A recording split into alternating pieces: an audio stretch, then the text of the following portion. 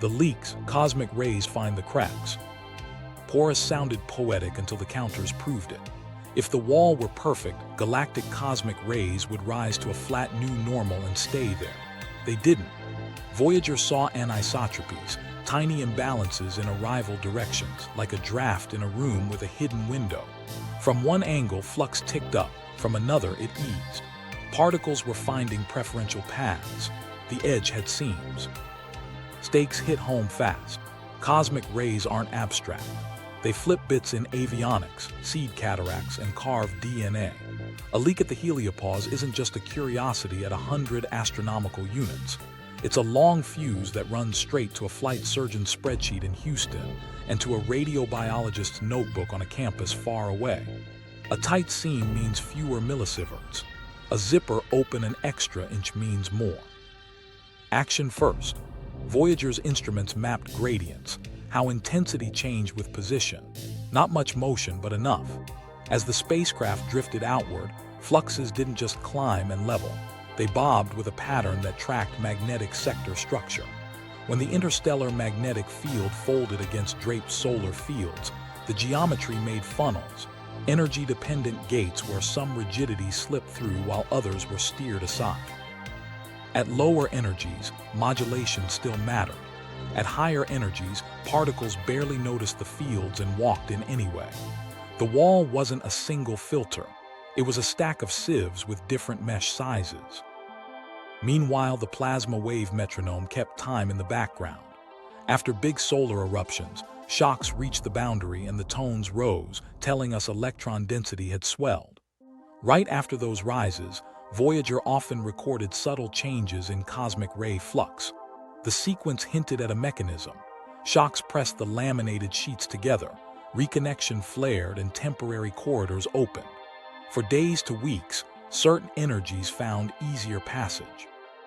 Then the corridors pinched off, and the pattern retreated. Unknown to them across town, the IBEX team watched the ribbon flutter with the cycle. During brighter ENA periods, when the boundary was dumping energy into neutrals, Voyager's leaks sometimes looked different. Where the ribbon marked strong draping, anisotropies grew sharper, as if the same geometry that lit the map also shaped the portals. Not a one-to-one mirror, but a family resemblance you couldn't ignore. Here's the human moment. In a conference side room, a flight surgeon spread dose maps for a Mars flight across a table. She tapped one corner. If the wall opens like it did in year X, we need 10% more shielding margin on this trajectory. That's mass we don't have. On her notebook's inside cover were names, colleagues lost to cancer, penciled like reminders that numbers touch lives. She smiled, but the math didn't. Complications piled in with the sun's mood. During solar maximum, the inner heliosphere softens cosmic rays more, but the boundary gets rowdier. More shocks, more reconnection, more transient doors. During minimum, the inner suppression eases, so baseline galactic flux rises, but the wall may sit quieter, until a stray eruption finds a stressed fold and pries it open. North and south lobes didn't behave identically either. Asymmetry in the draped field meant one polar region could leak while the other held, a cosmic version of Earth's magnetospheric cusps that funnel particles toward the poles. Parallel action brought a scale model to mind. Earth's magnetosphere has dayside reconnection that opens field lines and cusp funnels where energetic particles pour into the upper atmosphere. Satellites skim those cusps and watch dose rates jump. The heliopause looked like that writ huge.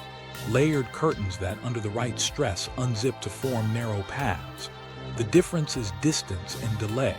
At Earth, cusps pulse on minutes. At the heliopause, doors breathe on weeks to months, and our detectors hear them with travel time baked in. Impact hit with nuance. The wall filters, but not perfectly. It's energy selective and time variable. For astronauts beyond Mars, that means dose budgets you can't set and forget. You plan during solar max to cut galactic rays, but you brace for solar storms and boundary leaks that punch above their weight. During minimum, you accept higher cosmic background and hunt for quiet windows in a calmer wall. Either way, mission timelines start to respect a shield seasons, as much as a planet's alignments. Then something unexpected happened in the numbers. Voyager recorded small, coherent swings in cosmic ray flux aligned with sector boundaries traced by magnetic orientation changes. Even this far out, faint memory of the sun's sector structure seemed to modulate the leaks. It was as if the laminated sheet still carried a watermark of solar polarity, guiding which corridors formed and which closed. That detail mattered, because it meant prediction didn't have to be guesswork. It could ride on solar data we already track. But there was one problem. Our eyes are few. One spacecraft can't triangulate a corridor. ENA maps integrate too slowly to catch a two-week door. Without more scouts, our modelers were stitching quilts from scraps. The plan that took shape was simple and hard. Launch an interstellar probe with fresh instruments, add inner heliosphere monitors, and watch the sun's eruptions from cradle to wall. Link the shock at the sun to the tone at the edge to the leak in the cosmic rays. Turn anecdotes into a forecast. In the aftermath, a new kind of weather report felt possible. Not whether it'll rain on Tuesday, but whether a seam at the heliopause would widen next spring, shifting dose rates by a few percent for a crew outbound. That's not fear-mongering, that's respect. Because if the wall can leak, it can, under the right outside pressure, fail more broadly. If it leaks, can it fail? Only if pressure changes from beyond. The Interstellar Weather Report. If leaks mean vulnerability, then what's outside the fence matters as much as what's inside. Call it interstellar weather. We're not sailing through a uniform fog. We're drifting through a neighborhood of clouds, filaments, and magnetic seams that change the pressure on our bubble. Push harder from outside, the bruise deepens and moves. Ease up, it relaxes. That's not theory, it's trajectory. Start with where we are. The sun is plowing through the very local interstellar medium at about 26 kilometers per second, threading a patchwork known as the local ribbon of cold clouds. These aren't storm clouds. They're reservoirs of mostly hydrogen, partly ionized, with temperatures of a few thousand Kelvin and densities that can jump by orders of magnitude from one pocket to the next. The local interstellar cloud, our present address, sits near boundaries of colder, denser neighbors. Edges in space aren't crisp. They're ragged, threaded with magnetic field lines that can stiffen them like rebar. Magnetic field direction is the first forecast variable. IBEX's ribbon geometry and starlight polarization tell us the interstellar field tilts relative to the ecliptic and drapes around the heliosphere. That draping sets where tension piles up and where folds form, those same folds that shaped leaks in the last act. If the field rotates as we cross a cloud boundary, the drape changes. New lobes stiffen, old cusps soften, and the wall's hotspots migrate. You don't need a collapse to feel that. A few nanotesla shift in direction changes where the fence creaks. Density is the second variable, and it's the blunt instrument. Raise the neutral hydrogen density outside and ram pressure on the heliopause climbs. Increase the ionized fraction, and magnetic pressure matters more too. Either way, the termination shock creeps sunward, the heliosphere thins, and the heliopause presses inward. Modelers run scenarios where a move into a denser cold cloud, think the local links of cold cloud, shrinks the heliosphere to a fraction of its present size. In some runs, the stagnation point tucks inside Pluto's orbit. In the most extreme cases, the bow wave tightens and the sun's cocoon folds so far in that Earth grazes the edge. Here, where the past whispers warnings. We've found life 60 feet, an isotope forged in supernovae, buried in ocean crusts and Antarctic snow, dated to a few million years ago. That's a signature of nearby stellar events and altered space conditions. Recent studies go further. Simulating passages through cold, dense clouds suggests the heliosphere might have collapsed inward to sub-AU scales during epochs around 2 to 3 million years ago. If Earth stepped outside the shield, even briefly, cosmic ray flux would have spiked. Climate proxies hint at shifts. Atmospheric chemistry would have felt it. We can't claim causation cleanly, but the forensic dots line up enough to respect the possibility. I remember a model run that turned the room quiet. On the wall, a 3D heliosphere color-coded by pressure shrank as the external density slider nudged right. The termination shock slid from 90 AU to 40, then 20. The heliopause followed.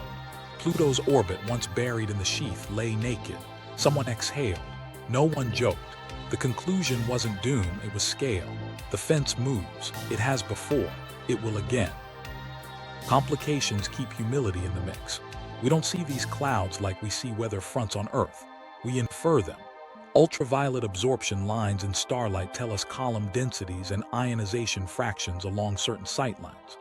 Polarization maps sketch magnetic direction statistically.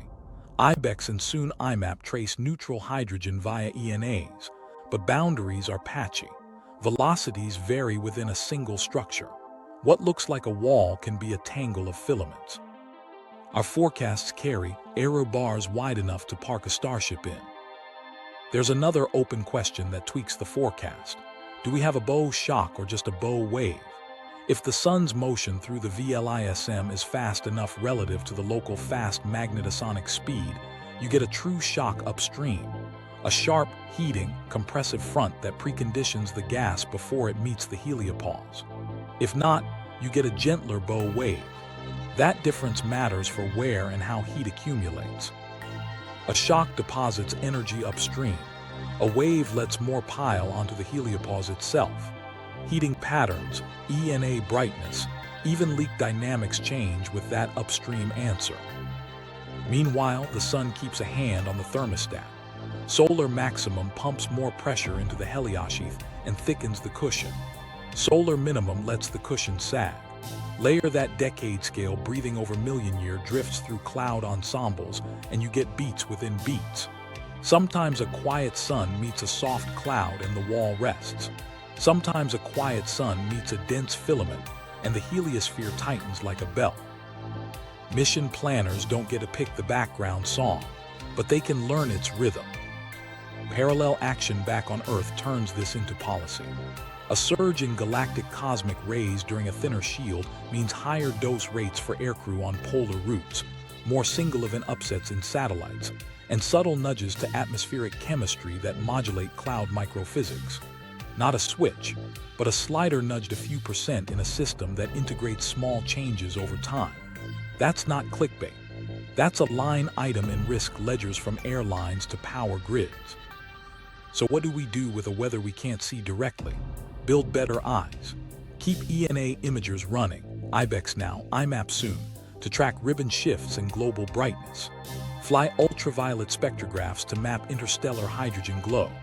Launch an interstellar probe with magnetometers, plasma analyzers, and a fresh plasma wave ear to sample the VLISM from multiple angles.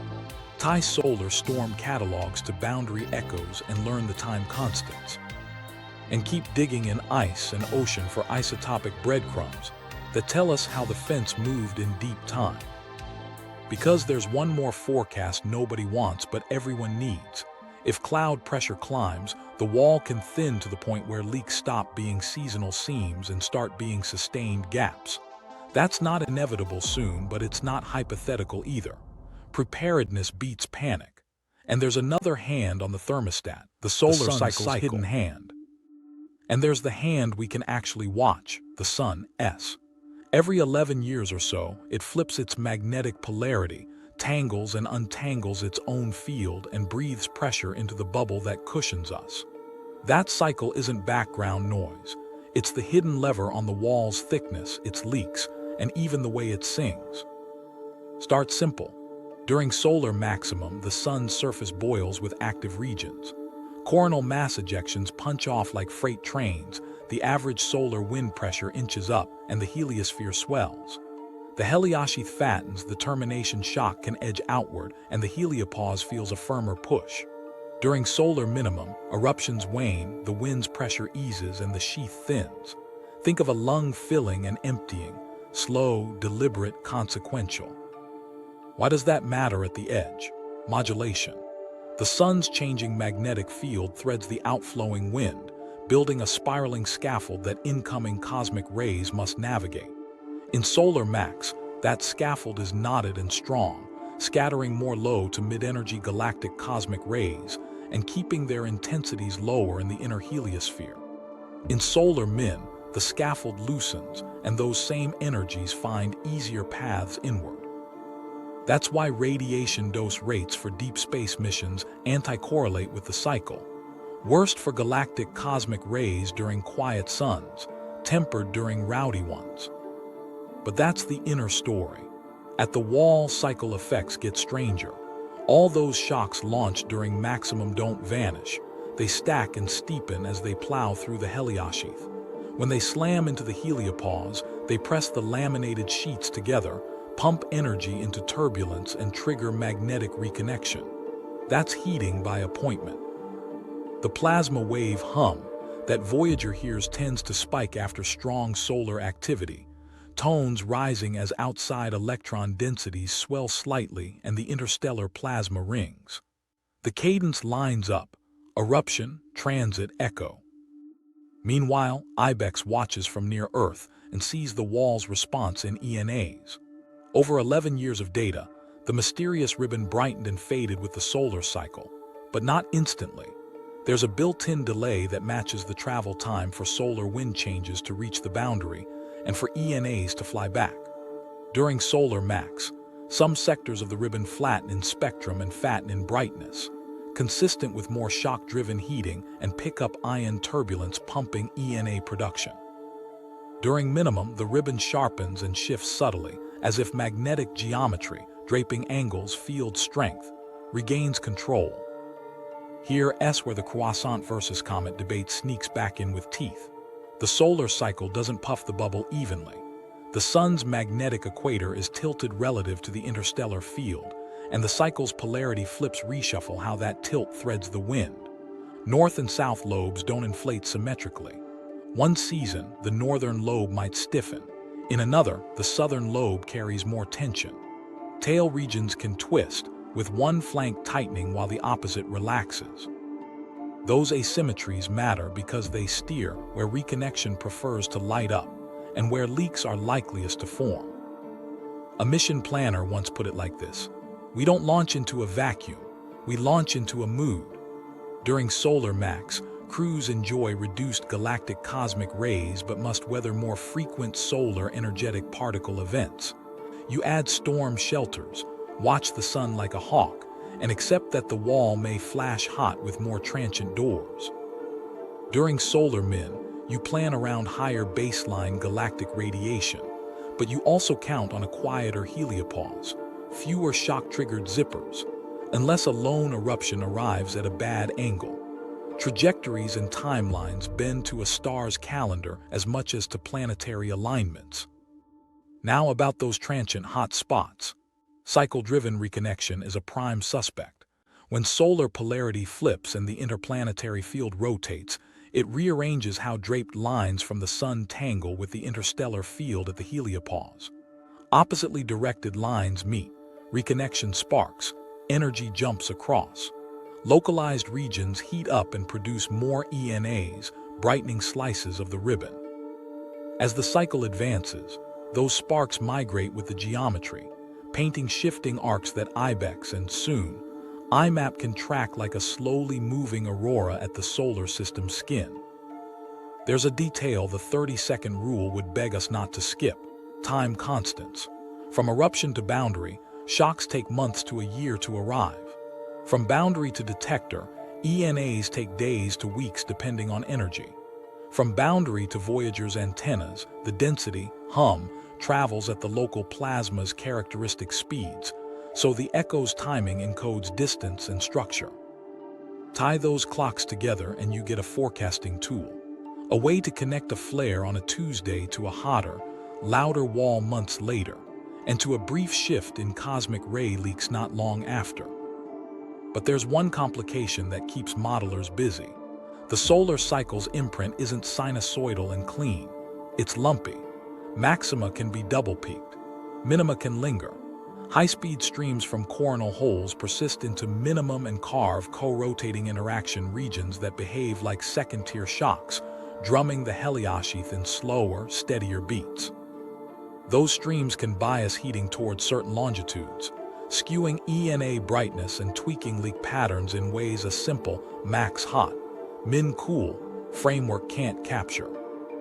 Human moment. I watched a team slide sticky notes across a wall calendar, launch windows, cruise phases, solar forecasts penciled with confidence that faded 2 years out. Someone laughed, not unkindly. We're scheduling a road trip with a driver who sometimes naps. They kept going, because even a fuzzy forecast beats flying blind. In the end, the sun's cycle is the hand that shapes the wall's seasons, thickening and thinning the sheath, stirring shocks into song, shifting the ribbon's glow, and tilting where seams might unzip. We don't control that hand, but we can read it. Which brings us back to the sound that made the edge real, the wall's siren that lets us hear the cycle play the boundary like an instrument. The sound of a boundary, plasma waves as a siren. We'd been watching the wall breathe. Now we needed to hear it. Voyager's plasma wave system isn't a microphone, but it does the next best thing. It senses tiny electric oscillations in the plasma and turns them into frequencies we can plot, and if you want, play. The trick is simple physics. In a plasma, electrons slosh at a frequency that depends on how many of them there are. More electrons, higher pitch. It's a density meter disguised as a song. Here's how the performance starts. A solar eruption lifts off, fast, hot, magnetic. It pushes a shock into the solar wind, which spends months crossing the heliosphere like a distant freight train. When that shock piles into the heliopause and nudges interstellar plasma, electrons there start to ring at their natural frequency. Voyager's antennas, long and spare, pick up the oscillation. In a control room years and billions of kilometers away, a trace on a screen climbs into a whistle. The stakes are real. Without that whistle, we're guessing about where outside begins. With it, we get numbers you can hang a mission on. The first clean tones after the big crossing map to electron densities tens of times higher than the heliosphere. Not a hand wave, a calibration. Once we had that yardstick, every later tone became a waypoint, each pitch shift a hint about how the boundaries layers were stacked and how they were changing. Action then. A major coronal mass ejection erupts. Weeks later, instruments near Earth chirp as the front sweeps by. Months after that, the Voyager team watches their frequency plots. The line rises, a few kilohertz higher than last season, then levels.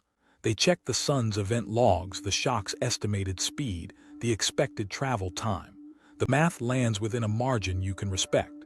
You can almost feel the shove cross the gulf, sun to sheath to wall to very local interstellar medium. Then right on cue, IBEX brightens along the ribbon sectors that geometry says should absorb more energy. Sight, sound, and timing click. Meanwhile, something else is happening that turns tones into topology. The echoes don't always arrive as a single clean rise. Sometimes they step. One pitch climbs, holds, then a second, slightly lower tone joins like harmony. That isn't art. That's structure. Two neighboring layers with different electron densities got bumped at different depths, or the same layer thickened unevenly across Voyager's line of sight. The wall's not a sheet. It's laminated like we argued earlier. The siren lets us count the laminae. Here's the human moment. A tech sits with headphones, not because the data require it, but because sound helps brains notice patterns. The hiss wavers. A faint whistle grows. She points at the screen. There, she says, and half the room leans in. Somebody laughs at themselves for trusting ears on a space plasma problem.